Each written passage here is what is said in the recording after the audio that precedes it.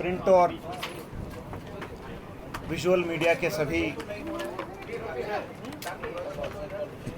प्रतिनिधियों को, मित्रों को, सभी को मैं स्वागत करना चाहता हूं। आज का प्रेस कॉन्फ्रेंस माननीय मुख्यमंत्री महोदय के अध्यक्षता में हाई लेवल डेलीगेशन की यात्रा स्पेन और स्वीडन में की गई थी। इस यात्रा के बारे में जानकारी आपको बीच बीच में पीआरडी के माध्यम से प्रेस नोट रिलीज़ हो रहा था। एक कंपाइल्ड प्रेस कॉन्फ्रेंस का उद्देश्य ये है कि एक समरी आपको टोटल प्रोग्राम के दौरान क्या क्या कार्यक्रम हुआ है और उसका फलाफल क्या रहा, तो इसको और आगे कैसे हम लोग ले जाएंगे, इसके बारे में आपको एक विवरणी देने का उद्देश्य था। तो सर्वप्रथम क्योंकि प्रेजेंटेशन है, तो प्रेजेंटेशन क्योंकि थोड़ा रूम छोटा हो गया है, तो मैं प्रेजेंटेशन भी आपको सर्कुलेट करूंगा।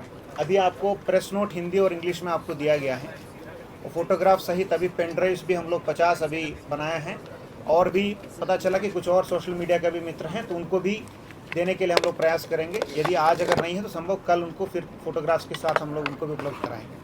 तभी किसी को डिजिटल फॉर्मेट में रिपोर्ट्स चाहिए तो पीआरडी के डायरेक्टर महोदय आपको उपलब्ध कराएंगे। सर्वप्रथम मैं शुरू करना चाहता हूं कि अगर आप पृष्ठभूमि देखेंगे तो झारखंड में फॉरेन डायरेक्ट इन्वेस्टमेंट का क्या इतिहास रहा और किस बैकग्राउंड में इस यात्रा करने की आवश्यकता पड़ी, और विगत 10 सालों में झारखंड में फॉरेन डायरेक्ट इन्वेस्टमेंट की क्या फिगर्स रहा है।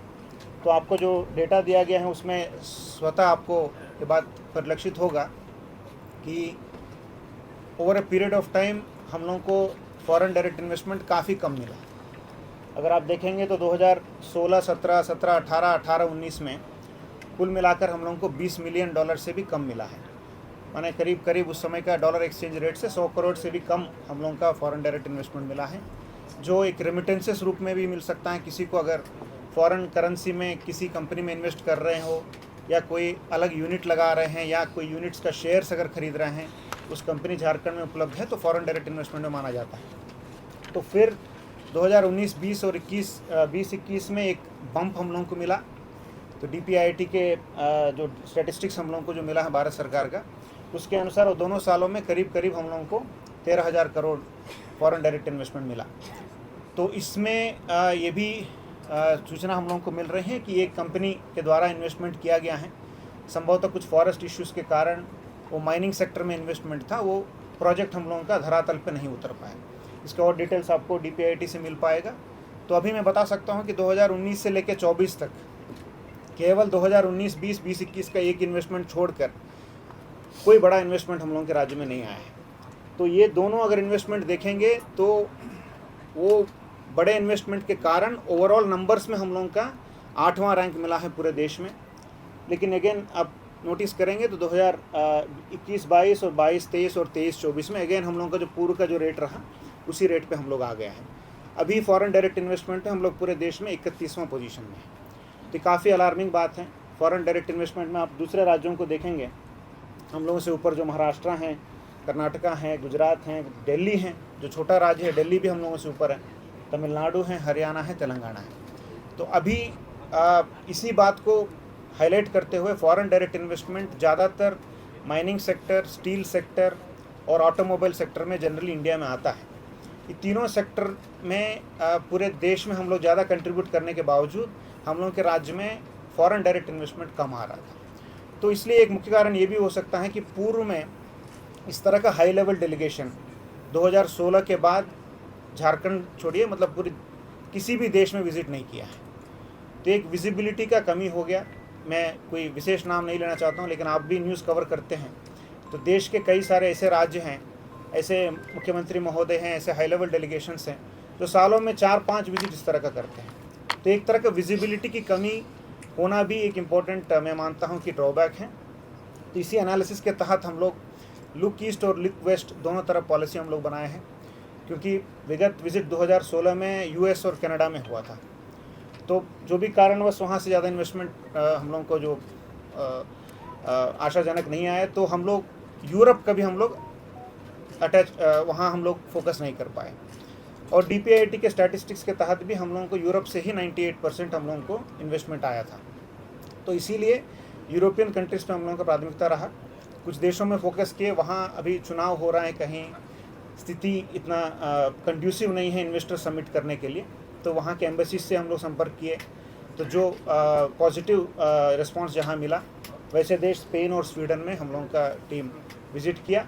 एक सदर्न पार्ट ऑफ यूरोप में है, एक नॉर्दर्न पार्ट ऑफ यूरोप में है। तो इसी तरह हम लोग ईस्टर्न साइड भी जापान, ताइवान और ऑस्ट्रेलिया को भी हम लोग अभी इन्वेस्टमेंट डेस्टिनेशन के रूप में आइडेंटिफाई किया है। संभवतः फ्यूचर में इस तरह भी हम लोग कार्यक्रम करेंगे। इसके साथ साथ कई सारे इसमें इम्पोर्टेंट फैक्टर्स है, जैसे स्टील, मेटलर्जी, माइन रिक्लेमेशन, ये सब पे प्रोजेक्ट्स हम लोग लेने के उद्देश्य के साथ वहाँ गए। स्पेन विशेषकर अभी 2026 साल जो है इंडिया और स्पेन के बीच में एक विशेष साल के रूप में मनाया जाएगा। बायलैटरल रिलेशंस का 75 ईयर्स कंप्लीट होने के विशेष अवसर पर 2026 इंडो स्पेनिश कोलैबोरेशन ईयर के रूप में हम लोग मनाते हैं। तो एम्बेसी से भी काफ़ी पॉजिटिव रेस्पॉन्स हम लोगों को मिला, क्योंकि आप जानते हैं कि डिफेंस सेक्टर में भी स्पेन इंडिया में इन्वेस्ट कर रहा है। गुजरात में अगर आप देखेंगे तो एयरबस जो स्पेन का कंपनी है वो हम लोगों के लिए एयरक्राफ्ट भी बना रहा है।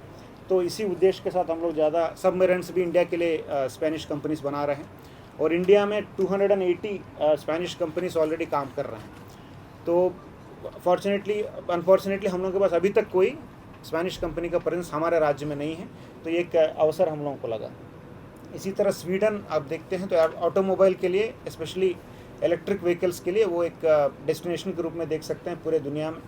वहाँ वोल्वो, पोलस्टार और स्कैनिया, कई सारे एडवांस इलेक्ट्रिक व्हीकल टेक्नोलॉजी वाला फॉर्म्स वहाँ हैं। मेन वोल्वो का मेन यूनिट भी वहीं है।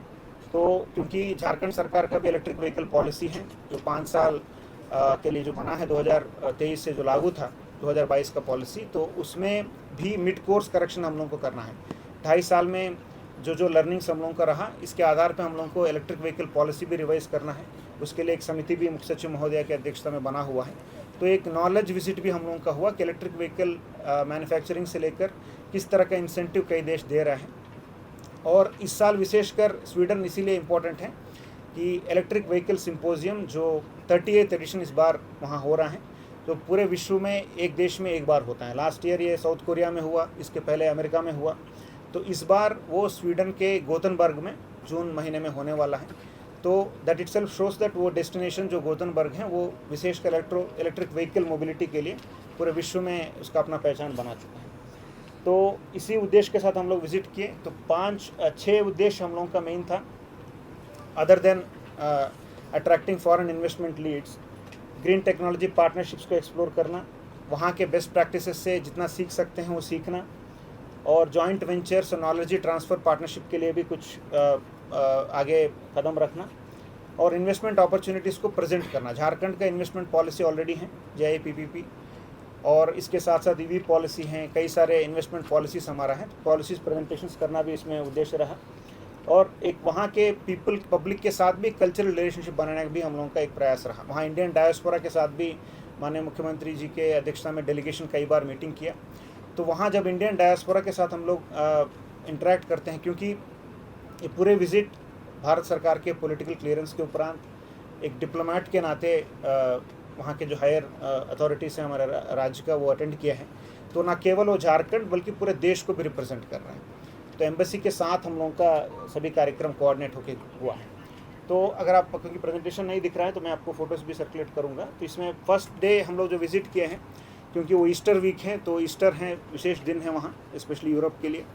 और वहाँ सग्रेडा ला फेमिया एक विश्व विख्यात एक यूनेस्को साइट है, अंडर कंस्ट्रक्शन बड़ा चर्च है, जिसमें वहाँ के जो consulate general of India office हैं बार्सिलोना, उनके अनुरोध पे हम लोग वहाँ भी विज़िट किए हैं। तो वहाँ एक टेम्पल मैनेजमेंट के बेस्ट प्रैक्टिसेस, फॉर एग्जांपल वहाँ ऑडियो गाइड का सिस्टम है। जैसे आप देवघर में भी देखेंगे तो मंदिर में किसी को आप गाइड के रूप में कोई बताएंगे तभी आपको पता चलेगा। तो एक ऑडियो गाइड सिस्टम है जिसमें आपका डिजिटली आप जिस पॉइंट पे जाते हैं वहाँ उसका विशिष्टता क्या है वो आपको ऑडियो में आ जाएगा। तो एक अच्छा सुंदर व्यवस्था है, उसका भी वहाँ स्टडी करने का अवसर हम लोगों को मिला। इसके बाद म्यूज़ियम डिगावा का विज़िट हुआ था, वहाँ का कैटलोनियन गवर्नमेंट के सपोर्ट के साथ। कैटलोनिया वहाँ का स्टेट है, जैसे कि झारखंड हमारा हुआ, वहाँ कैटलोनिया स्पेन का एक स्टेट है। कैटलोनियन गवर्नमेंट के सहयोग से हम लोग गावा माइंस का भी विज़िट किया। वो पुराने माइंस हैं, उसको कैसे वो एक इंडस्ट्रियल एक एजुकेशनल हब के रूप में उसको कैसे डेवलप किया है, माइंस टूरिज़्म के रूप में कैसे इसको डेवलप किया है, उसके बारे में सभी डेलीगेशन के सदस्य वहाँ का स्टडी किया है। तो इससे काफ़ी उपयोगी हम लोगों को साबित हो। विशेषकर झारखंड का पुराने माइंस तो हैं ही, टूरिस्ट साइट में हम लोग डेवलप कर सकते हैं, बट एक यूनिक जियोलॉजिकल फॉर्मेशन भी हम लोगों का छैबासा में है। तभी जियोलॉजिकल रिसर्च कहता है कि धरती से जब पानी से पहला जो भूखंड जो निकला है वो हम लोगों का छैबासा क्षेत्र है जो पश्चिमी सिंहभूम है। इसीलिए इतना जियोलॉजिकल डाइवर्सिटी, वहाँ इतने सारे मिनरल्स हम लोगों को मिलता है। तो उसी पे मुख्यमंत्री महोदय भी यही किए कि उसमें क्या हम लोग कोई ऐसा जियोलॉजिकल म्यूजियम डेवलप कर सकते हैं जिसमें इस तरह का हम लोग एक इन्वेस्टमेंट करते हुए। तो इस पर कुछ अच्छा वहाँ लर्निंग हम लोगों को मिला। इसके बाद स्पोर्ट्स ऑर्गेनाइजेशन के साथ वहाँ कॉन्सुलेट जनरल ने हम लोगों को मिलवाने के कार्यक्रम किया, जिसमें जो यूरोप का सबसे बड़ा स्पोर्ट्स स्टेडियम है, तो 1 बिलियन यूरो के कॉस्ट से वहाँ बार्सिलोना में जो बन रहा है, उसका कंस्ट्रक्शन से लेकर उसका फाइनेंसिंग तक किस तरह का प्राइवेट एंटरप्राइज को मोटिवेट करते हुए कैसे वो स्टेडियम को बनाया है, और क्लब का क्या ऑर्गेनाइजेशनल स्ट्रक्चर है। जैसे हम लोगों को भी JSCA हैं, कई सारे स्पोर्ट्स ऑर्गेनाइजेशंस हैं, उसमें किस तरह का उन लोगों का जो गवर्नेंस व्यवस्था है, कैसे बोर्ड बनता है, बोर्ड कैसे फाइनेंसिंग रेज करता है, कैसे स्पोर्ट्स इंफ्रास्ट्रक्चर डेवलप करते हैं, वहाँ से लेकर यहाँ का जो टैलेंट है, क्योंकि बारसा का ऐसा है कि वो हॉकी में भी उनका टीम्स है, वुमेन टीम है, कई सारे स्पोर्ट्स में उन लोगों का कोचेस रहते हैं।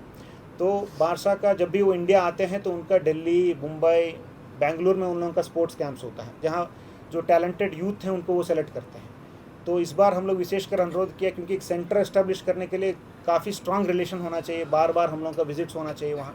तो पहला विजिट हुआ तो हम लोग कम से कम एक कैंप हम लोगों का रांची में ऑर्गेनाइज़ करने के लिए उनसे अनुरोध किए, तो बारसा भी पॉजिटिवली रिस्पॉन्ड किया। इसके बाद हम लोग यहाँ से लीड लेकर हम लोग उनसे अप्रोच करेंगे।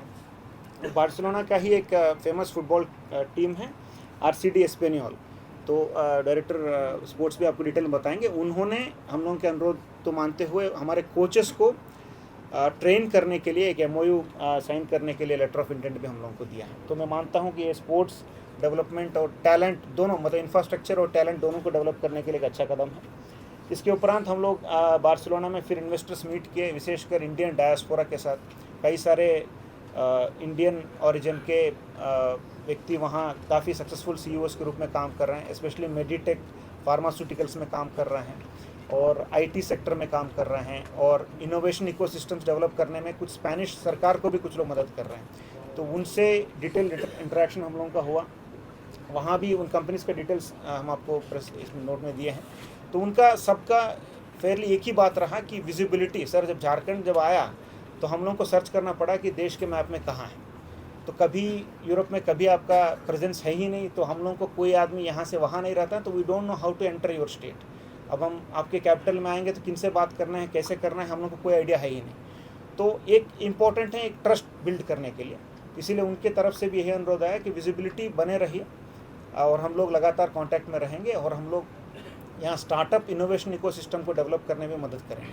क्योंकि अगर आप देखेंगे तो स्टार्टअप पॉलिसी झारखंड के लिए अभी एकदम कोई अभी लागू नहीं है। इसमें भी कई सारे इनपुट्स वहाँ से हम लोग लिए हैं। जो कोई नया एंटरप्रेन्योर कोई स्टार्टअप करना चाहते हैं, very innovative R&D research point से कोई अगर रिसर्च करना चाहते हैं, तो उसके लिए फाइनेंसिंग के लिए सपोर्ट करने के लिए कोई हम लोगों के पास स्टार्टअप पॉलिसी अभी एक्टिव नहीं है। तो स्टार्टअप पॉलिसी बनाने में भी कई सारे इनपुट्स उन लोगों से हम लोग को मिला है। तो इसी के साथ साथ वहाँ चेक रिपब्लिक के एक टेस्ला ग्रुप है, वो बैटरी मेकिंग कंपनी है। Don't confuse it with Tesla of American group. वो टेस्ला दूसरा व्हीकल्स बनाता है, इलेक्ट्रिक व्हीकल्स। ये बैटरीज बनाने वाला कंपनी है। They are the earlier Tesla group. तो यूरोप में एक्टिव हैं। तो उनके रोमेनिया में एक प्लांट उनका ऑलरेडी अंडर कंस्ट्रक्शन है, तो उसके बारे में उन्होंने एक प्रेजेंटेशन भी डेलीगेशन के सामने दिया, और उनका ऑफर रहा कि रोमेनियन के बराबर प्लांट हम लोग झारखंड में भी एस्टैब्लिश करेंगे। But they didn't disclose it, but they are already in discussion with another state government. तो उनका ये कहना है कि हम लोगों को वहाँ फ्री लैंड चाहिए, और हमको स्टेबल इलेक्ट्रिसिटी चाहिए, और इंसेंटिव्स भी हम लोग दूसरे स्टेट के साथ डिस्कस कर रहे हैं। तो अगर उसको आप मैच कर पाएंगे तभी हम लोग वहाँ इन्वेस्ट करेंगे। बट इन प्रिंसिपल हम लोगों को लेटर ऑफ इंटेंट वहाँ से मिला है। तो हम लोगों का, क्योंकि हमारा भी इंसेंटिव पॉलिसी जो है वो सभी कंपनीज़ के लिए बराबर है। एक विशेष कंपनी के लिए हम लोग अपना ट्वीक नहीं कर सकते हैं, तो हम लोगों का भी अपना लिमिटेशंस है। लेकिन वो नेगोशिएशंस चलेंगे जब तक वो हमारे इंसेंटिव पॉलिसी के अंतर्गत अगर वो फिट करते हैं, तो उसका इन्वेस्टमेंट हम लोग राज्य में ला सकते हैं। ये बैटरी मैन्युफैक्चरिंग है, तो छोटा बैटरी वो चाइना से इंपोर्ट करके बड़ा बैटरी मैन्युफैक्चरिंग सिस्टम्स तैयार करते हैं, जो हमारे जो कंपनीज हैं स्मॉल एंड मीडियम एंटरप्राइज से उनके एक बैकअप के रूप में वो बैटरी सिस्टम्स काम करेंगे। इनका कहना है कि इनको टाटा कंपनी से भी बड़ा ऑर्डर एक मिला है, तो that's why they are interested to venture in Jharkhand और some other state, they are not disclosing which state. So एक कंपटीशन आप समझ भी रहे हैं कि राज्यों के बीच में भी कंपटीशन रहता है, तो इसीलिए हम लोग वो भी इन प्रिंसिपल हम उनका लेटर ऑफ इंटेंट को रिसीव किए हैं, बट विल सी क्या इसमें डिस्कशन हम लोग कर सकते हैं। इसी के साथ साथ कैटलोनियन गवर्नमेंट, वहाँ के जो हमारे राज्य के लिए गवर्नर साहब होते हैं महोदय, तो राज्यपाल महोदय के तरह वहाँ कैटलोनियन गवर्नमेंट में भी एक वहाँ के प्रतिनिधि होते हैं सेंट्रल गवर्नमेंट के, तो उनके ऑफिस के सभी पदाधिकारी, इसी के साथ साथ वहाँ के कई सारे मिनिस्टर्स भी माननीय मुख्यमंत्री महोदय के साथ मुलाकात किए। उनका भी यही रहा कि नॉट जस्ट झारखंड, माननीय मुख्यमंत्री जी भी पूरे देश को एक इन्वेस्टमेंट डेस्टिनेशन के रूप में डेवलप करने के लिए उनसे अनुरोध किया। At the same time Jharkhand को विशेषकर प्राथमिकता देने के लिए उन्होंने अनुरोध किया। इसके बाद वहाँ के चैम्बर ऑफ कॉमर्स भी प्रतिनिधि भी मुख्यमंत्री जी से अपॉइंटमेंट लेकर उनसे मिले हैं, तो उनका भी यही रहा कि एक लगातार एक संपर्क बनाए रहें, और उनका ये भी रिक्वेस्ट किया कि यहाँ के चैम्बर ऑफ कॉमर्स के प्रतिनिधियों का कॉन्टैक्ट्स भी उन्होंने मांगा। तो संभवतः वहाँ के स्पेनिश कंपनीज यहाँ जो विज़िट करेंगे, कलकत्ता विज़िट करेंगे या रांची विज़िट करेंगे, इसी के साथ वो चाहते हैं कि यहाँ के चैम्बर भी वहाँ कुछ मूवमेंट करे, ताकि एक अच्छा संबंध दोनों राज्यों के बीच में, दोनों कैटलोनिया राज्य और झारखंड के बीच में बने रहे। इसके उपरांत एक फिरा बार्सिलोना एक एग्जीबिशन एवेन्यू डेवलपर हैं, एक बड़ा इंस्टीट्यूशन है बार्सिलोना में। ये कैटलोनियन गवर्नमेंट और बार्सिलोना म्यूनसिपैलिटी का बॉडी है, वहाँ के चैम्बर ऑफ कॉमर्स का, इसमें तीनों का पार्टनरशिप, एक तरह का सरकारी संस्था है जो बहुत बड़ा एग्जीबिशन सेंटर्स बना के अभी बार्सिलोना में काम कर रहे हैं। विश्व में कई सारे देशों में इनका प्रोजेक्ट्स अभी चल रहा है। तो एस्टिमेटेड उनके जो प्रेजेंटेशन माननीय मुख्यमंत्री महोदय के सामने किया गया, उनका ये कहना था कि बार्सिलोना में कोई कई सारे माइंस नहीं होने के बावजूद, कोई मैन्युफैक्चरिंग नहीं होने के बावजूद, वहाँ प्रति साल 4 बिलियन यूरोस, माने आप काउंट करेंगे तो 36,000 करोड़ रुपया के बराबर हर साल वहाँ केवल एग्जीबिशंस करने से आता है।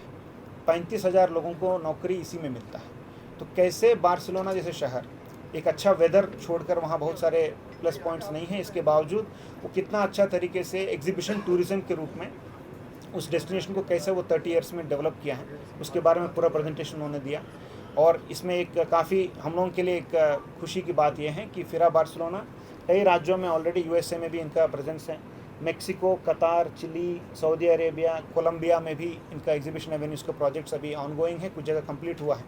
तो वो झारखंड में भी स्पेशली रांची में, क्योंकि वो eastern part of the country में वो काफ़ी रिसर्च कर चुके हैं, उनको लैंड की आवश्यकता है 20 से 25 एकड़ एग्जीबिशन एवेन्यू बनाने के लिए। तो वो चाह रहे हैं कि ऐसे कोई जॉइंट वेंचर, ऐसे कोई प्रोजेक्ट हम लोग बना दें जिसमें झारखंड सरकार भी इसमें ओनरशिप लेगी, जिसमें फिरा बार्सिलोना भी उसको मेंटेन करने से लेकर इन्वेस्टर्स को लाने की काम करेगी। तो ये जॉइंट वेंचर एक बड़ा एग्जीबिशन हब के रूप में रांची को डेवलप करने के लिए काम करेगा। तो प्रपोज्ड इन्वेस्टमेंट इनका 120 मिलियन यूरोस से 170 मिलियन यूरोस, क्योंकि वो लैंड के साइज़ और स्कोप देखने के बाद ही वो उस पर एग्जैक्ट अमाउंट ऑफ उसका जो इन्वेस्टमेंट है उस पर आएंगे। But minimum 120 million Euros invest करने के लिए उन्होंने हमको लेटर ऑफ इंटेंट मुख्यमंत्री महोदय को सौंपे हैं। और ये खुशी की बात है कि उसमें ऑनरेबल एम्बेसडर महोदय के उपस्थिति भी रहा, उनका भी काफ़ी सपोर्ट, इसमें इंडियन एम्बेसडर टू स्पेन का सहयोग हम लोगों को मिला है। तो ज़रूर इसमें, क्योंकि अब ताज होटल का भी आप एक स्ट्रक्चर ऑलरेडी देखे झारखंड में, जहाँ GRDA से हम लोग एक लैंड देते हुए उनको एक पार्टनर के रूप में उस ऑर्गेनाइजेशन के साथ हम लोग भाग बने। तो इसी लाइन पे हम लोग इसमें भी जॉइंट वेंचर की तरफ हम लोग आगे बढ़ सकते हैं। इसमें JIDCO, Jharkhand industrial infrastructure development corporation को इसमें आने के लिए उन्होंने रिक्वेस्ट किया है। इसके साथ साथ वहाँ मैड्रिड में काफ़ी बड़ा इन्वेस्टर समिट हम लोगों का हुआ। कई सारे Spanish companies, Spanish departments, commercial organisations के साथ हम लोगों का डिस्कशंस हुआ। कंपनीज़ का लिस्ट भी आपको दिया गया है। इसके साथ साथ 1-to-1 भी हम लोग कई सारे कंपनीज़ के साथ मीटिंग किए, काफ़ी डेडिकेटेड डिस्कशंस, एक मीटिंग 15 से 30 मिनट तक, डिटेल उस कंपनी का क्या रिक्विजिशन से लेकर उनको क्या झारखंड में आने के लिए स्कोप है या नहीं, किस तरह का मदद हम कर सकते हैं, कैसे फॉरेन डायरेक्ट इन्वेस्टमेंट ला सकते हैं, उसकी तरफ हम लोगों का चर्चा हुआ। इसमें भी कई सारी कंपनी ऑलरेडी पॉजिटिव रिस्पॉन्स हम लोगों को दिया। फॉर एग्जांपल जिट्रॉन एक कंपनी है, इसका प्रेजेंस दिल्ली में है, 150 एम्प्लॉयज़ वहाँ हैं, they are planning to relocate. तो झारखंड में दूसरे राज्य में जाने के लिए वो खोज रहे हैं। तो अब लकी ये हुआ हम लोगों का कि हम लोग वहाँ गए, तो वो प्रपोजल हम लोगों को दिया है कि हम लोग अगर आके जाकर देखेंगे, हमको अच्छा लगा तो हम आपके पास आएंगे। तो उनके डिस्कशन में भी हम लोगों को यही समझ में आया, उनका 2 से 3 साल में केवल 2 ही राज्य, उड़ीसा 2023 के बाद केवल 2 ही राज्य स्पेन का विजिट किया, तमिलनाडु और वेस्ट बंगाल। तो ज़्यादा से ज़्यादा एडवांटेज यही है कि जो स्टेट्स अब एक स्ट्रेटजी के रूप में काम करें, कुछ स्टेट्स कुछ देशों को फोकस करके वहीं बार बार विजिट्स कर रहे हैं और वहाँ से इन्वेस्टमेंट ला रहे हैं। फॉर एग्जांपल ताइवान एक बहुत बड़ा इन्वेस्टमेंट तमिलनाडु में कर रहा है, वो क्योंकि कंटिन्यूस एंगेजमेंट उस देश के एडमिनिस्ट्रेशन के साथ, वहाँ के चैम्बर के साथ, उस राज्य का एक अच्छा रिलेशन बन गया है। तो इसी तरह मैं मानता हूँ कि कंटिन्यूस कोलैबोरेशन और डिस्कशंस चाहे ऑनलाइन मोड में हो या टेलीफोनिकली हो, वहाँ के कंपनीज़ के साथ रहेंगे। तो इस तरह का जिट्रॉन जैसे कई सारे कंपनी हैं जो रिलोकेट कर सकते हैं, जॉइंट वेंचर का ऑफर्स हम लोगों को दे सकते हैं। इसके साथ आईफेमा एक इसी तरह का फिरा बार्सिलोना की तरह की बहुत बड़ा एग्जीबिशन एवेन्यू है मैड्रिड में। तो उसमें रीबिल्ड एक कंस्ट्रक्शन समिट है जो लेटेस्ट बिल्डिंग कंस्ट्रक्शन के संबंधित एडवांस टेक्नोलॉजी का डिस्प्ले किया गया है। उसमें बायो इलेक्ट्रिसिटी से लेकर कई सारे सस्टेनेबल मेथड्स का डिस्प्ले वहाँ किया गया है। उसका भी विजिट माननीय मुख्यमंत्री जी के सहित सभी रीबिल्ड कॉन्फ्रेंस में अटेंड किए हैं। और हम लोगों का ये भी आशा रहा, क्योंकि हम लोगों का जो कैबिनेट का डिसीजन था उसमें ये भी बात है कि यूरोप एक रोल मॉडल के रूप में देखा जाता है gender empowerment, working women's rights के लिए। क्योंकि अभी हम लोग एक वर्किंग वुमेंस हॉस्टल्स भी अभी इंडस्ट्री विभाग अभी बनाने जा रही है। तो जो महिलाओं को अभी आप जानते हैं कि लेबर डिपार्टमेंट के द्वारा भी एक स्पेशल प्रोविज़न भी अभी दिया गया है कि जो नाइट में भी वो महिला काम कर सकते हैं। तो कैसे हमारे वर्क फोर्स में वुमेन पार्टिसिपेशन बढ़ा है, ये झारखंड सरकार की प्राथमिकता है। इसीलिए वर्किंग वुमेन राइट्स और उनके लाइवलीहुड, उनके हेल्थ को कैसे हम लोग इम्प्रूव करें, उसमें किस तरह का लेजिस्लेटिव या पॉलिसी चेंजेस करें, इसके बारे में भी चर्चा करने के लिए वहाँ के जो वर्ल्ड में काफ़ी देशों में काम करने वाले NGOs स्पेन में उपस्थित हैं, उनका भी डिटेल डिस्कशन जो हमारे जो chairperson of legislative committee on women and child development, उनके साथ उनका भी डिस्कशंस हुआ। ये इसमें खुशी की बात है, कई सारे कंपनीज़ ने कई सारे ऑर्गेनाइजेशंस ने हम लोगों का जो रिक्वेस्ट है उसको मान लिया है। वो ज़रूर जो लेटेस्ट पॉलिसी जो यूरोपियन कंट्रीज़ में है, वो कौन कौन सा पॉलिसी हम लोग अडॉप्ट कर सकते हैं, क्या लेजिस्लेटिव चेंजेस हमारे स्टेट में कर सकते हैं, इसके बारे में भी वो एक रिपोर्ट देने के लिए और हम लोगों को सहयोग करने के लिए उन्होंने कमिटमेंट दिया। इसके उपरांत स्पेन से हम लोग स्वीडन गए, गोथनबर्ग, काफ़ी नॉर्दर्न पार्ट ऑफ यूरोप में है। एक काफ़ी दूर जाने के बाद वहाँ हम लोग को गोथनबर्ग में वहाँ भी एक इन्वेस्टर समिट करने का मौका मिला। वहाँ Sweden companies, specially electric vehicle sector में जो है कंपनीज़ का लिस्ट आपको दिया गया है। वो डिटेल प्रेजेंटेशन हम लोगों का रहा। प्रेजेंटेशन का फॉर्मेट ऐसा ही रहा कि हम लोगों का जो माननीय मुख्यमंत्री महोदय, माननीय चेयरपर्सन महोदय, chief secretary sir, additional chief secretary sir, हम लोग एक डिटेल एक ओवरव्यू देने के उपरांत सब्जेक्ट मैटर स्पेशलिस्ट के रूप में हमारे जो पदाधिकारी जो मेरे साथ बैठे हैं उनका डिटेल प्रेजेंटेशन रहा। अलग अलग सेक्टर्स में कोई ओवरलैप नहीं, कहीं उनके लोकल भाषा में भी हम लोग ट्रांसलेट करके कुछ लोगों को समझाएं। स्वीडन में मैड्रिड में ज़्यादातर इंग्लिश स्पीकर्स ज़्यादा हैं, तो हम लोगों को वहाँ बहुत ज़्यादा कठिनाई नहीं हुई। विशेषकर बताना है तो माइंस में क्या इन्वेस्टमेंट अपॉर्चुनिटीज़ हैं। जैसे मैंने बताया 19-20 में जो इन्वेस्टमेंट आया वो ज़्यादातर माइनिंग ड्रिवन था। तो माइंस में स्पेशली हम लोग क्रिटिकल मिनरल्स भी अभी हम लोग एक्सप्लोरेशन स्टेज में हैं। JEMCL भी हमारा जो एक सरकारी कंपनी है, वो भी अभी कोल बिड में हम लोग एक बहुत बड़ा coal block 500 billion metric tons of coal जिसमें है, उसको बिड हम लोग जीते हैं। तो सरकारी कंपनीज़ को चलाने के लिए भी एक्सप्लोरेशन से लेकर प्रोसेसिंग तक कई सारे जॉइंट वेंचर्स करने की आवश्यकता है। तो उसमें भी हम लोग वहाँ डिस्कशन किए हैं। तो डायरेक्टर माइंस और JSMDC के MD राहुल सिन्हा जी ने डिटेल वहाँ माइंस में क्या क्या स्कोप है हम लोगों का माइनिंग ओवरव्यू हमारे स्टेट के बारे में दिए हैं। इसी तरह रस्तोगी सर जो chairman of sustainable just transition है, वो रिन्यूएबल एनर्जी हब के रूप में झारखंड को कैसे बना सकते हैं, स्पेशली जो हाइड्रो इलेक्ट्रिक बेस्ड कैसे हम लोग स्मॉल सिस्टम्स को कैसे डेवलप कर सकते हैं, और इन्वेस्टमेंट अपॉर्चुनिटीज़ हमारे राज्य में क्या हैं। विशेषकर ग्राफीन जैसे जो हाई एंड प्रोडक्ट है जो हमारे लाख से जो बनता है, उसके बारे में भी उन्होंने बताया कि कितना स्कोप यूरोप में है। काफ़ी इंटरेस्ट कई सारे एंटरप्रेन्योर से वहाँ हम लोग को मिला भी। इसी तरह हमारे डायरेक्टर इंडस्ट्रीज़ तो टोटल हमारे पॉलिसीज़ इन्वेस्टमेंट प्रमोशन पॉलिसी, जो इंसेंटिव हम लोगों को मिलता है, वहाँ से लेकर जो हमारे सभी पॉलिसीज़ का ओवरव्यू, वहाँ के शहरों में क्या क्या विशेषकर फूड प्रोसेसिंग का क्या पॉलिसी है, इथेनॉल का क्या पॉलिसी है, इलेक्ट्रिक व्हीकल का क्या पॉलिसी है, इसके बारे में डिटेल ओवरव्यू उन्होंने दिया। और हमारे जो जिडको के जो एमडी हैं वरुण रंजन जी, इन्होंने हमारे पब्लिक सेक्टर एंटरप्राइजेस से, जैसा कि जिडको से लेकर जेएसएमडी से लेकर जेबीवीएनएल से लेकर कई सारे सरकारी कंपनियां हैं, तो ये कंपनी कैसे हम लोग जॉइंट वेंचर स्पेनिश कंपनी के साथ कर सकते हैं जो इंडिया में प्रेजेंस चाहते हैं, उसके बारे में डिटेल ओवरव्यू दिया।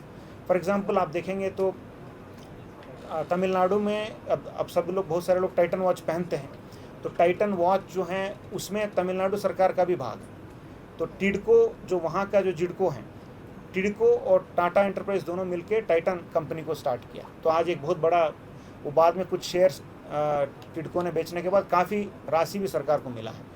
तो इसी मॉडल पे क्या जॉइंट वेंचर्स हम लोग बना सकते हैं, उस पर उन्होंने अपना डिटेल प्रेजेंटेशन दिया है। इसी के बाद वहाँ प्रेजेंटेशन के होने के बाद हम लोग वोल्वो प्लांट का विज़िट किया, जो कर्नाटका में ऑलरेडी इनका 2 प्लांट हैं। डिस्कशन के दौरान वहाँ के जो चीफ हैं उनके द्वारा ये बताया गया कि फरवरी में ही वो रिसेंटली एक एमओयू कर्नाटका सरकार के साथ किया।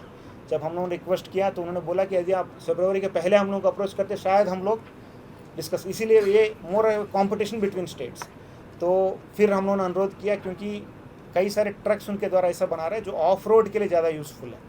फॉर एग्जांपल जो हेवी व्हीकल्स जो हम लोगों का माइंस जब ऑपरेशनल होंगे, स्पेशली कोल माइंस, कई सारे कोल माइंस अभी ऑक्शन स्टेज में हैं, आने वाले 2 से 3 साल में कई सारे कोल माइंस नया ऑपरेशनल होंगे, तो वहाँ व्हीकल्स की रिक्वायरमेंट बहुत ज़्यादा होगा।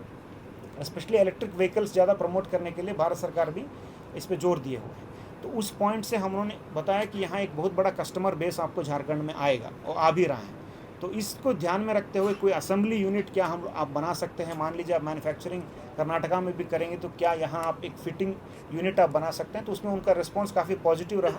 मुझे उम्मीद है कि यदि हम लोग कंस्टेंटली परस्यू करेंगे तो ज़रूर उनका प्रेजेंस वोल्वो का भी झारखंड में आने की संभावना ज़रूर है। इसके उपरांत वहाँ स्टॉकहोम जो राजधानी है, वापस लौटने के दौरान वहाँ के जो एम्बेसडर महोदय हैं, जो चार्जर्ड अफेयर्स बोलते हैं, राकेश तिवारी जी, उन्होंने इंडियन डायस्पोरा और वहाँ के इंडस्ट्रियलिस्ट के साथ एक और डिटेल मीटिंग कराया गया।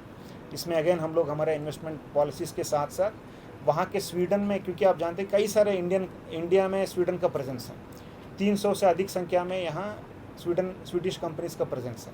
हमारे बहुत सारे कंपनी जैसे विप्रो हैं, इन्फोसिस, उनका भी ऑफिस वहाँ खुला हुआ है।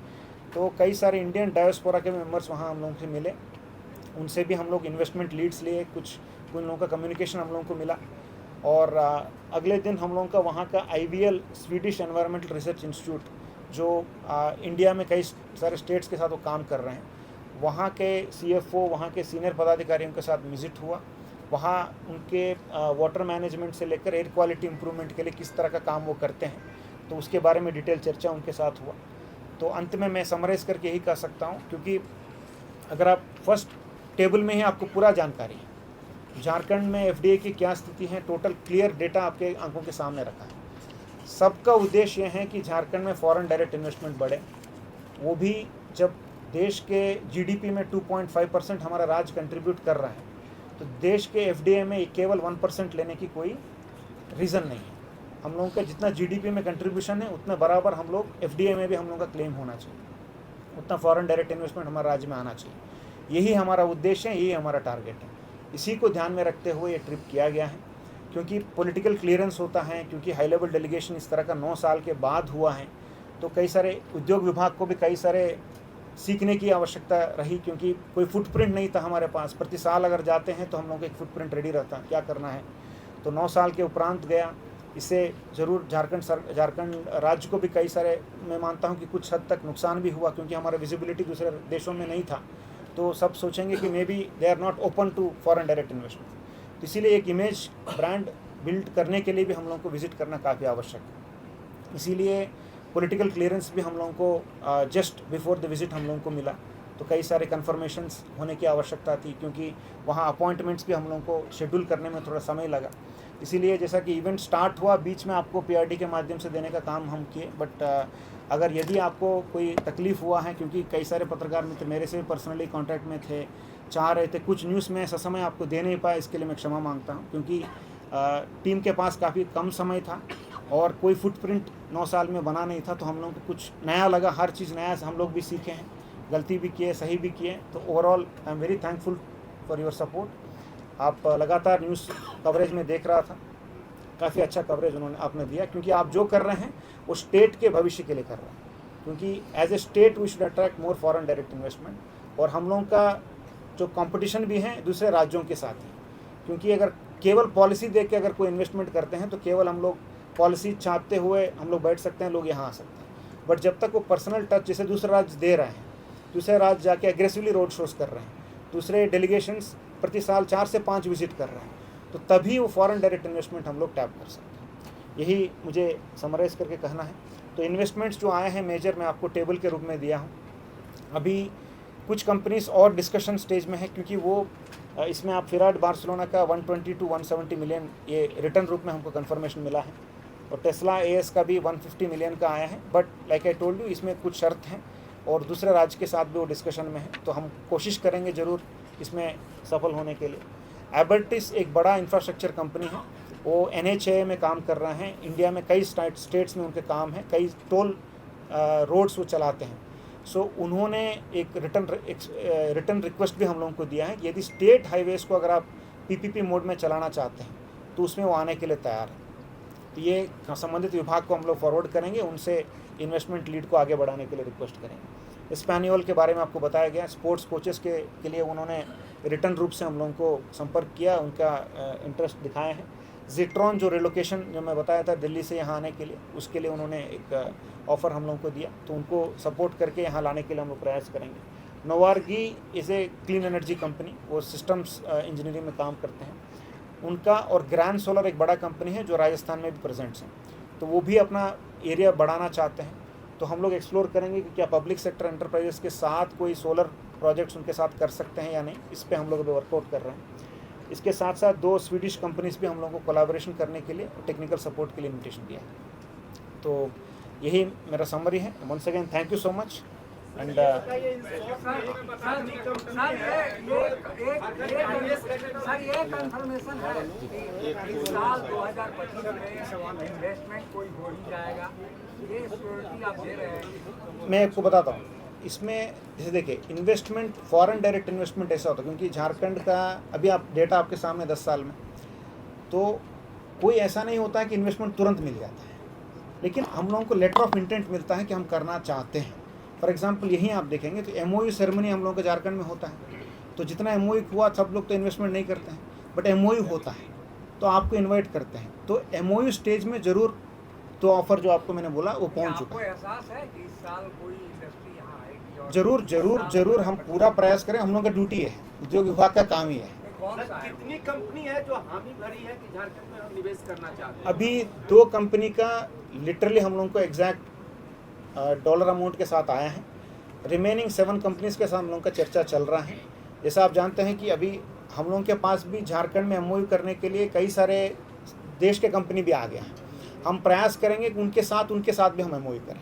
हम उसको बहुत आगे नहीं लिंगरिंग करेंगे, हम जल्दी ही उसको लेना चाहते हैं, क्योंकि हम भी जानते हैं कि 5-6 महीना जब हो जाएगा वो भी इंटरेस्ट छोड़ देंगे, कोई और राज्य वहाँ जाएंगे तो वो उनको इन्वेस्टमेंट लीड पकड़ लेंगे। तो हम लोग प्रयास करेंगे फास्ट ही करने का। सर भूमि अधिग्रहण जो है सबसे बड़ी समस्या है, इसके लिए सरकार ने क्या तैयारी की है? आप लोग गए हैं वहाँ, तो उससे पहले तो आपने वर्कआउट किया होगा, तो सबसे बड़ी समस्या जो है सर वो भूमि अधिग्रहण। मैं बताता हूँ, देखिए सवाल को थोड़ा बढ़ा देते हैं कि हमारे यहाँ सिंगल विंडो सिस्टम कितना अरे भाई मेरा पहले क्वेश्चन का जवाब वही सवाल है, आप ही का सवाल है, उसके बाद जैसे देखिए सिंगल विंडो क्लियरेंस कमेटी एक एक्ट के तहत बना है झारखंड में, तो सिंगल विंडो क्लियरेंस कमेटी के सामने जो प्रस्ताव हमारे पास आता है जो MOU करने के लिए, LOI करने के लिए, उस कंपनी को इन्वेस्टमेंट के आधार पे कितने हम लोगों का एम्प्लॉयमेंट जनरेट होगा उसके लेवल पे हम लोग हाई पावर्ड कमेटी एक है जो मुख्य सचिव महोदय की अध्यक्षता में, वहाँ हम लोग क्लियरेंस देने के बाद हम MOU करते हैं। जो कंपनी के साथ हम MOU करते हैं या लेटर ऑफ इंटेंट देते हैं तो उस कंपनी को सपोर्ट करने के लिए सरकार रेडी है, बट हम लोगों का अपना कानून के तहत हम काम करेंगे। अभी जियाडा में यदि आप लैंड लेते हैं तो 50% सब्सिडी सर्टेन इंडस्ट्रीज़ के लिए हमारे पास है, यदि नहीं है तो जियाडा से आपको सशुल्क आपको ज़मीन लेना पड़ेगा। दूसरा ऑप्शन ये है, अगर CNT एरिया में यदि आप ले रहे हैं, 49 सेक्शन 1 है, आप अवगत हैं, जिसमें रैयत के अगर वो कंसेंट रहता है तो उपायुक्त के कोर्ट में जाकर वो 49 में लैंड वो परचेज कर सकता है यदि वो इंडस्ट्री या माइनिंग पर्पस के लिए है तो भूमि अर्जन की आवश्यकता जनरली नहीं पड़ेगा, क्योंकि भू अर्जन में आपको 4 गुना देना पड़ेगा और प्राइवेट कंपनीज के लिए भू अर्जन के लिए काफ़ी सारे रिस्ट्रिक्शंस हैं। तो सरकारी कंपनी छोड़कर जो सरकारी लैंड हमारे पास अवेलेबल है, जो जियाडा का लैंड अवेलेबल है, उसके लिए पॉलिसी क्लियर है। इसके अलावा कंपनीज जाकर सीधा रैयत से लैंड परचेज कर सकते हैं यदि उनकी सहमति अगर है तो मार्केट रेट, तो डीसी की परमिशन उसमें आवश्यकता होती है। बट कोई भू अर्जन करके किसी को देने का अभी हम लोगों का प्रपोजल नहीं है। बट एक मैं बताता हूँ, एक हम लोगों का एक प्रोजेक्ट है जो 2021 में अनाउंस भी किया गया था, वो गोविंदपुर साहिबगंज इंडस्ट्रियल कॉरिडोर, जो हम लोगों का जो बड़ा रोड वहाँ बना है, वाइड रोड बना है, उसके दोनों तरफ जीएसआईसी में एक जीएसआईसी प्रोजेक्ट के रूप में गोविंदपुर साहिबगंज इंडस्ट्रियल कॉरिडोर के रूप में वहाँ लैंड परचेज करने के लिए कुछ जगह लैंड, क्योंकि बहुत सारा लैंड सरकारी लैंड है, बीच में कुछ लैंड हम लोगों का रैयती लैंड पड़ रहा है, तो वहाँ लैंड एक्विजिशन करने के लिए भी हम लोग ऑलरेडी वहाँ असेसमेंट करना शुरू कर दिए हैं, क्योंकि ये प्रोजेक्ट लगता है कि बहुत इंपॉर्टेंट प्रोजेक्ट है। ये पीएमजी पोर्टल से भी हम लोगों को भारत सरकार से भी इसका मॉनिटरिंग किया जा रहा है। हम लोग उम्मीद करते हैं कि वो इंडस्ट्रियल कॉरिडोर वाला एरिया में अगर होगा तो हम एक्वायर करें, बट किसी स्पेसिफिक कंपनी के लिए लैंड एक्विजिशन विशेष कर हम नहीं करें। हाँ, कंपनी ये पॉलिसी ऐसा ही है। सर इसमें एक सवाल है, ये नोवाग्री और ग्रैंड सोलर इसमें जेवी ऑफर है, यानी जॉइंट वेंचर करने के लिए इसमें देखिए, जैसे फॉर एग्जांपल ग्रैंड सोलर है, राजस्थान सरकार के साथ वहाँ एक जॉइंट वेंचर वो काम कर रहा है।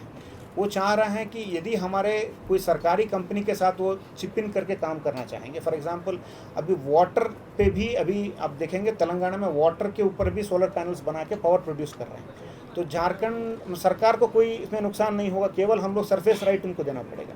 यदि कोई, क्योंकि सरफेस राइट देंगे तो गवर्नमेंट सीधा पार्टी नहीं बन सकता है, तो कोई हो सकता है कि हम लोग का जरेडा हो, जिडको हो, कोई सरकारी संस्था रेडी अगर हो जाए तो पूंजी वो देने के लिए तैयार रहेंगे। तो दोनों साथ में मिलकर हम लोगों का कंट्रीब्यूशन ज़मीन के रूप में हो सकता है या सरफेस राइट के रूप में हो सकता है, तो पावर वहाँ से प्रोड्यूस करेंगे, तो पावर बेचकर जो आएंगे उसमें हम लोगों का शेयर दोनों एक है।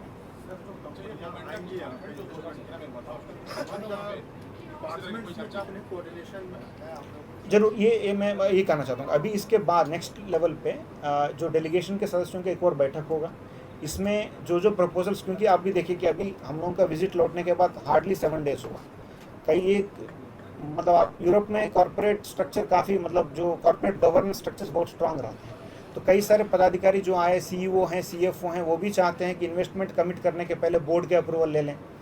तो उनका रिक्वेस्ट ये था कि हम लोगों को 1 मंथ टाइम लगे। कुछ कंपनीज इंटरेस्टेड है but they will take some time to finalize the offer.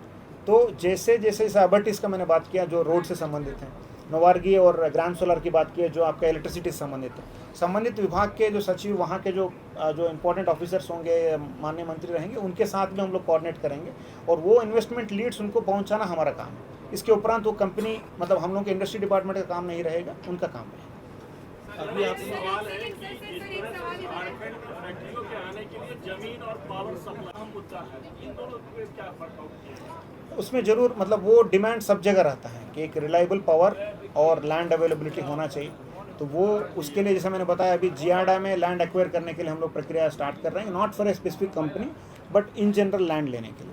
कई सारे बिहार के समय के बहुत सारे कंपनीज हैं जो उसके बीच में अभी एसेट एंड लायबिलिटीज, अभी डिस्ट्रीब्यूशन का भी एक चर्चा चल रहा है, तो वो चर्चा अगर आगे बढ़ जाता तो कई सारे लैंड भी हम लोगों को मिलने की संभावना है पूरे झारखंड में। सर एक एफडीआई सर पावर के लिए भी मैं बताता हूँ, एक आपने चाहे आदित्यपुर इंडस्ट्रियल एरिया की बात की जाए, कई सारी कंपनियां पावर सप्लाई के कारण बंद हुई हैं, इस समस्या को कैसे? जरूर उसमें एक्स्ट्रा सबस्टेशंस बनाने के लिए और स्पेशली इंडस्ट्री के लिए डेडिकेटेड पावर देने के लिए कार्य चल रहा है। मैं उम्मीद करता हूँ बहुत जल्दी वो काम करेंगे। झारखंड में अधिकतर जमीनें विवादों में घिरी है, चाहे वो सरकारी हो, गैर मलबा या फिर पर्सनल जमीन।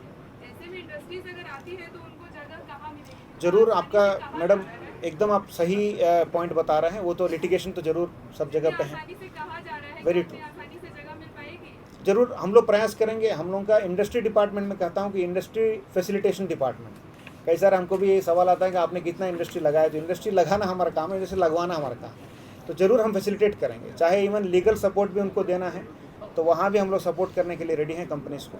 सर आपने एफडीआई रेशियो 8 इयर्स का जो दिया है, इसमें 2019-20 में झारखंड में एफडीआई आपने 1852 यूएसडी मिलियन आपने दिखाया है, और आगे के 3 साल और पीछे के जो 4 साल हैं उसमें 10 मिलियन से भी कम है, तो ये जो 2019-20 में इतना ज़्यादा ग्रोथ था, इसका रीज़न क्या था? मैं आपको ये कहता हूँ, रीज़न मैं नहीं बता सकता हूँ, क्योंकि दो रीज़न इसमें हो सकता है। क्योंकि इसमें हम लोग भी, क्योंकि वो रिसर्च की ही बात होगी, कैसे सडनली एक साल आया है।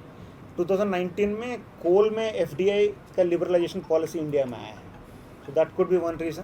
क्योंकि हमको जो जानकारी डीपीआईटी के द्वारा मिला, क्योंकि ये डेटा स्टेट लेवल के नहीं है, क्योंकि फॉरेन करेंसी जब ट्रांसफ़र होता है आरबीआई इन्फॉर्म्स डीपीआईटी, तो डीपीआईटी से ही भारत सरकार से हम लोग को मिलता है। उनसे प्राप्त सूचना के तहत ये मेटलर्जी इंडस्ट्री में आया है, दैट इज़ माइनिंग। और 2019 अक्टूबर में आप देखेंगे तो कोल लिबरलाइजेशन पॉलिसी भारत सरकार ने लाया, कि जिसमें कोल में 100% एफडीआई विदेश से ला सकते हैं। तो संभवतः कोई कोल माइन ऑपरेशनल में कोई किसी कंपनी ने जॉइंट वेंचर किया होगा किसी फॉरेन कंपनी के साथ। ये युग है आर्टिफिशियल इंटेलिजेंस का, फर्स्ट टाइम कहते ये युग है, ये युग है। बात होने दिया, हमारा सवाल है, ये युग है आर्टिफिशियल इंटेलिजेंस। अभी आपने थोड़ी देर पहले कहा कि चैम्बर के लोग, वो कह रहे थे कि हम चैम्बर के लोग से आपसे मिलेंगे। यहाँ के चैम्बर के लोग की प्राथमिकता क्या है आपको पता है? वो गवर्नर के पास कुछ दिन पहले नहीं, 1-2 दिन पहले गए हैं कि हमारी जान बचाओ यार, हम यहाँ पर जो सुरक्षित नहीं है। आपके यहाँ पर जो पॉलिटिशियन हैं, वो जब सत्ता में रहते हैं तो जल जंगल ज़मीन की बात नहीं करते, जब विपक्ष में रहते तो जोर जंगल ज़मीन की बात करते हैं। यहाँ पर आपस में प्रेम नहीं है। एक अडानी है जिसने अपना प्रोजेक्ट बनाया है गोड्डा में, उसको इतनी तकलीफ आप लोग दे रहे हैं, आप ही के लोग, कि बेचारा का पसीना छूटा रहा है, वो सब कुछ छोड़ करके मुख्यमंत्री से मिलने तक आ गया। तो जहाँ ऐसी स्थिति है, वहाँ एमओयू कर लेने के बाद भी आप डेवलप करेंगे। मैं तो मित्तल से लेकर के अडानी तक देख रहा हूँ, तो ये मैं कैसे विश्वास कर लूँ? आप भी सजेशन आप ही बताइए क्या करें। मैं कैसे विश्वास कर लूँ कि आपकी जो इतनी बड़ी टीम वहाँ गई है, स्पेन स्वीडन जा करके आप हमें खुश कर देंगे? हमारा सवाल बहुत छोटा सा। नहीं, आप सजेशन आप ही दीजिए कैसे उसको सुधारें। All together were all part of it. नहीं, यहाँ इन्वेस्टमेंट होगा तो आपको भी फायदा होगा, हमको भी फायदा, सबको फायदा होगा। हमारे सवाल का हो सकता है कि मेरा बेटा को नौकरी मिलेगा, आपके बेटा को नौकरी मिलेगा। हमारे सवाल का आपने जवाब नहीं, क्या आप लोग का जो हमारे सवाल का जवाब आपने नहीं। विजिट्स का, ट्रिप का, जी knowledge, this was a knowledge trip and we said कि ज़्यादा से ज़्यादा ट्रिप चाहिए ताकि आपका विजिबिलिटी बढ़े झारखंड का। तो ये फॉलो अप भी करेंगे, क्योंकि ये अगर आपको इन्वेस्टमेंट लाना है तो ये रेगुलर फ्रीक्वेंसी पे होना चाहिए। जरूर फॉलो अप होगा, क्योंकि अगर आप देखेंगे तो अभी एक्सपो, भारत सरकार का लेटर हम लोगों को अभी मिला है, जिसमें एक्सपो हो रहा है जापान में। उसमें कई सारे राज्यों को उसमें पार्टिसिपेट करने का न्योता मिला। ऑलरेडी कई सारे राज्य, वहाँ के मुख्यमंत्री महोदय भी वहाँ ट्रिप के लिए प्लान किए हैं। और वहाँ जापान ओसाका में जो एक्सपो होगा, उसमें 5 साल में एक बार वो इवेंट होता है। पिछले बार 2020 में हुआ, इस बार 2025 में होगा। तो पूरे शहर में एक बड़ा, एक लेटेस्ट टेक्नोलॉजी से लेकर आज के जो कॉम्पिटिटिव इंडस्ट्री है, सबका डिस्प्ले होगा। उसमें सभी राज्यों को 1 वीक का स्लॉट दिया गया है। ऑलरेडी आई थिंक तेलंगाना, और ये अप्रैल 25 से स्टार्ट हो गया ऑलरेडी, ये 6 महीना चलता है। तो उसमें सभी राज्यों का अभी बुकिंग भी हो गया है, उनका पेमेंट भी हो गया है। हम लोग अभी थोड़ा, हम लोगों को डेट अभी मिला है, तो हम लोग उसमें भी आगे बढ़ेंगे, क्योंकि दूसरे राज्य सब आगे बढ़ रहे हैं उसमें, हम लोगों को भी ज़रूर उसमें पार्टिसिपेट करना चाहिए। हाँ, एक और मैं आपको मुख्य उद्देश्य बताता हूँ। जैसे इनका भी कहना की बात है कि रेस्पेक्टेड, हम लोगों को ये भी रेज किया है कि कैसे आप फैसिलिटेट करेंगे, कैसे आपको उम्मीद रखेंगे। तो जो कंपनीज जो आपके साथ जो बात किए, क्या वो फिर झारखंड आएंगे तो उनको वो रिस्पॉन्स मिलेगा, उनको कैसे उनका समस्या समाधान करें। ये काफ़ी इंपॉर्टेंट पॉइंट है। इसी में मैं आपको कहना चाहता हूँ कि माननीय मुख्यमंत्री महोदय डेलीगेशन के सदस्यों से बात करके, वहीं एम्बेसडर महोदय के सामने एक कमिटमेंट भी दिए हैं कि यूरोप के लिए एक अलग सेपरेट डेस्क भी हम लोगों का इंडस्ट्री डिपार्टमेंट में रहेगा, एक नोडल ऑफिसर भी रहेगा। क्योंकि अगर आप अभी इन्वेस्टमेंट भी देखेंगे तो 98% जो हम लोगों को इन्वेस्टमेंट मिला है, जो 2 साल में जो बम्प था, वो यूरोप से ही आया था। तो इसीलिए हम लोग मतलब अक्सर सोचते हैं कि यूएस से आएगा, कनाडा से आएगा, ऑस्ट्रेलिया से आएगा, but incidentally it so happened हमारे कंपनीज या उनके जॉइंट वेंचर्स में कहीं ना कहीं लिंक्स यूरोप तक पहुंचा हुआ है। इसीलिए यूरोप के लिए प्रत्येक डेस्क भी, प्रत्येक ऑफिसर भी रहे। N4 news Bharat.